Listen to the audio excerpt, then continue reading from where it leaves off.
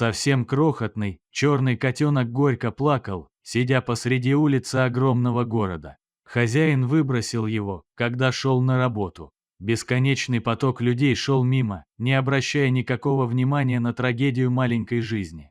Котенок бросался вслед за прохожими, пытаясь привлечь к себе внимание, но всем было не до него. Котенок уже потерял всякую надежду на человеческое сострадание, он уселся в траву, где попытался согреться. «Ой, какой хорошенький!» Вдруг послышался нежный голосок где-то над головой. Котенок не мог поверить своему счастью. Неужели кто-то решил забрать его с улицы? Он тут же принялся громко мурлыкать и тереться мордочкой об руку этой доброй девушки. А Женя засмеялась. «Ты посмотри, какой подлиза, знает, как подход к девушке найти. Ну что, друг, пойдешь ко мне жить?» Котенок снова принялся урчать и довольно щуриться. Девушка рассмеялась и, обняв малыша, отправилась домой. Женя была молодой девушкой, которой ни на кого было рассчитывать, кроме как на саму себя. С ранних лет она оказалась в детском доме, после чего ей удалось поступить в институт.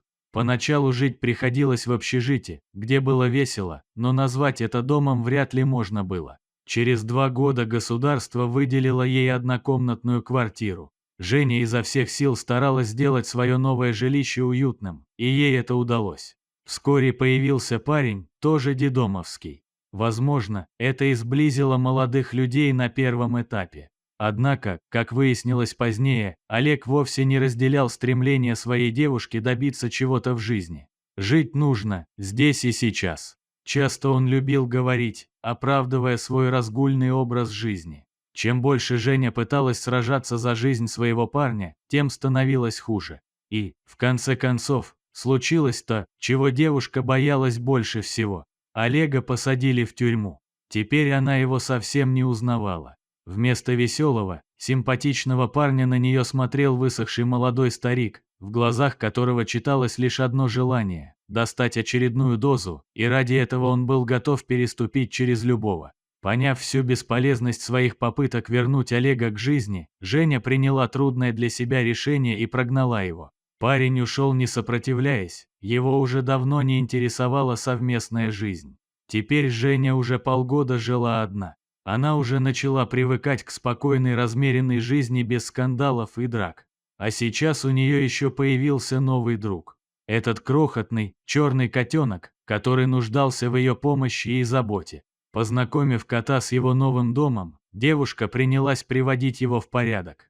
Промыла ему глаза, избавила от блох и других паразитов и даже купила специально для него отдельную миску. И бездомный котенок превратился в настоящего домашнего кота. Резвость молодого котенка постепенно сменялись вальяжностью и размеренностью взрослого кота. Теперь это был большой, красивый черный кот с довольной мордой. Но что не изменилось в этом животном, так это его преданность и благодарность той, которая однажды подобрала его с улицы. А Женя, помимо учебы, начала еще и работать, так что свободного времени было совсем немного. Уходила девушка рано утром, а возвращалась уже под вечер. Черныш подолгу сидел на окне, вглядываясь в проходящих внизу людей, поджидая свою хозяйку. А когда наступали выходные, Женя старалась отоспаться в обнимку со своим пушистым другом. Кот, словно чувствуя это, старался не тревожить свою хозяйку, довольно мурча под боком.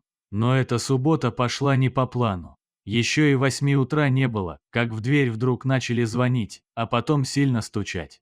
Девушка подпрыгнула от неожиданности, не понимая, что же случилось. Черныш тоже с перепугу запрыгнул на шкаф, оттуда, наблюдая за всем происходящим. Женя подошла к двери и, не спросив, кто там, тут же ее открыла. И это было ее роковой ошибкой. Кто-то более сильный тут же оттолкнул ее внутрь квартиры и захлопнул за собой дверь. «Олег», – удивленно выдохнула девушка. Больше года она уже не видела своего бывшего. Лицо его сильно изменилось. Не осталось и следа от того улыбчивого доброго юноши, которого она когда-то полюбила. «Что, не ожидала?» – обнажив почерневшие зубы, улыбнулся он. Олег схватил девушку за горло и силой ударил о стену. Женя даже закричать не могла, его рука крепко сдавила ей горло. «Пришло время за все рассчитаться, любимая». Злобно прошипел он, склонившись над ней, будто для поцелуя. Или ты думаешь, я все это время, что с тобой жил, просто так на тебя батрачил, ремонт тебе делал, да порядки наводил. Он швырнул девушку на пол, у меня нет денег.